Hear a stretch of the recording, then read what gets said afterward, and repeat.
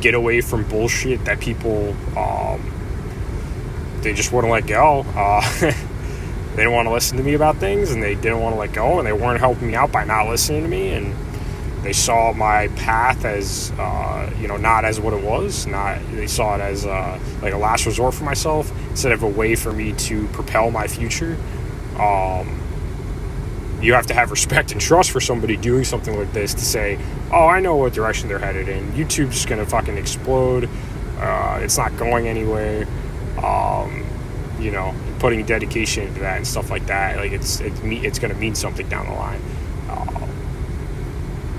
But I am where I am because people didn't trust and people didn't respect me. And that's fine. But as long as I'm able to, do what I want to do and travel and not have to deal with fucking people, I don't know. I will say, I know a lot of people look at this kind of van lifestyle, especially like a messier van lifestyle, that in my opinion gets the job done. If things go wrong, they can be fixed easily. There's not reinstallment issues. It's not this pretty aesthetic looking van. I could put some time into that. I have too many things. I don't want to get rid of them right now, so it's not going to work for me. And even just seeing what I'm doing, and it's like, I'm not doing what I went to school for. I'm not, settled down with a girl and married and have kids. There's something wrong with me. Nah, I mean, that kind of lifestyle is generally for people who women respect socially, and I'm not that kind of person. Women don't respect me socially. I'm too unorthodox. I'm too difficult for them to comprehend and understand as an individual. I realized in the past, even the women who were attracting me in the past didn't really respect me. They respect me for some superficial bullshit that was around me, or some way I seemed, and they weren't really good fits for me anyway, because they're definitely not my kind of, they're not strong, independent fucking women. They're heavily socially induced, and those are the kind of women that sluttier fucking women. I'm the nice guy to them that they can fucking fall back on. It's not who I am. That's who they fucking see me as. So that kind of how society reflects me and how I actually am, we don't butt heads. So I have to me going my own independent entrepreneurial route may not pretty right now. That's the route for me. That's the best possible route. Me going back to school, doing what I went to school for, trying to settle down and have a standard kind of life. That's not for me. Society doesn't respect people like me. Women don't respect people like me. They don't. So I gotta go a different route. That's the best route that's the kind of route that I have to go in this life. I know people think that, you're not doing what you went to school for. There's a problem. Oh my God, you wasted all that time. You wasted money. That's one skill set that I learned for a few years. That is not my top skill set. That is not I wasn't born I'm going to be an engineer. I was this might fit into my realm of skill set when I was in high school. There's job security there. My skill set is way too diverse and well-rounded to pigeonhole it into one thing that I went to school for. I've always been interested in starting my own business, and it's a shame that people didn't see me that way. Too bad. So I'm definitely going to be happier overall with this kind of a lifestyle, this kind of path that I've chosen, and I don't know why it's taking me so long to do this, because people weren't hot supportive when I tried to start my own businesses in the past, and fucking looked at it like it was a fucking waste of time. So that's why. Engineering, it hampered some of my computer skills. It hampered my social skills drastically. And people, not everybody, I don't know.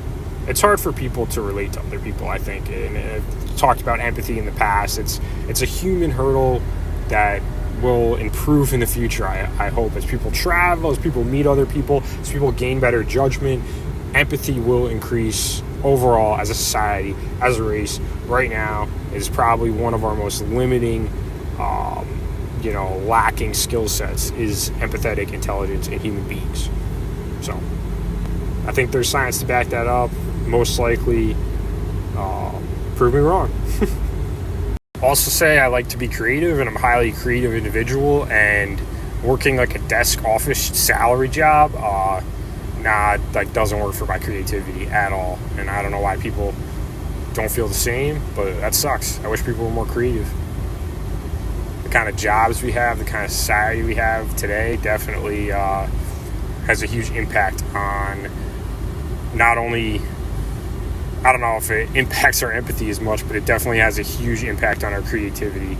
I think empathy has to do with like people only knowing certain people their whole lives, living in certain areas their whole lives, and not, I don't know, not exposing themselves to people who are more or less fortunate, just meeting people from different areas and wrapping your head around different cultures and wrapping your head around different people and why different people do things. People just don't do. Even when people travel, sometimes they're so focused on like what they're doing and their schedule, and they're not like picking up everything that's around them. So they're like wasting the travel opportunities that they have to build some empathy, build some better judgment about the world around them, and build some empathetic, intelligence.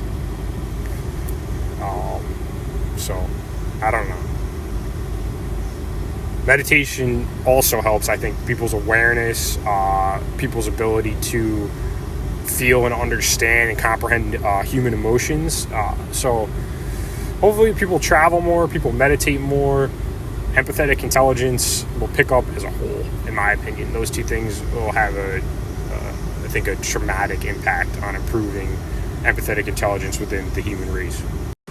And I think the thing that will bombard both those things, travel, being able to expose yourself to different cultures, different areas, and like the convenience to be able to do that, and then also meditation, both of those will be improved significantly by science and technology. Science and technology will allow people to travel more conveniently, allow people to, you have like FaceTime now with smartphones, interact with people from different cultures and races, expansion of YouTube on a global scale. People are able to see other cultures and other people in other areas, build some better judgment, build some better empathetic intelligence about the whole entire global world around them. And then also science and technology will improve meditation as, we have to see things before we actually like put them into perspective. I don't know why it's so hard to just fucking read up on meditation, practice it a little bit, and then see both what you're reading and how it's making you. So hard to do those two things in like, a little bit every day and like build up your understanding and your appreciation for something like meditation. And I think the biggest thing is we're fucking lazy, and meditation takes a lot of patience, a lot of discipline to get started and get like the ball rolling, and we're just so fucking lazy we can't get over that fucking ball.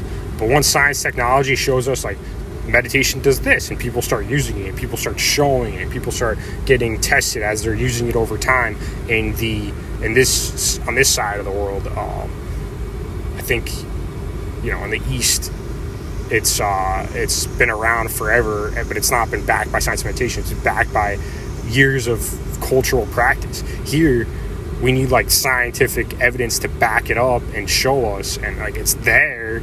I don't understand why it's taking so much time, because we're fucking in an idiocracy. That's probably why.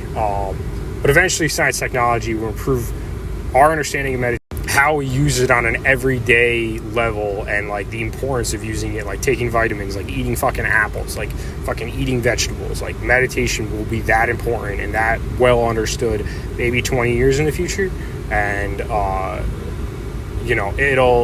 us using it on a everyday scale, on a global scale, overall improve empathetic intelligence as a race, as a society, as a whole. Mark my fucking words. What is it, 2021?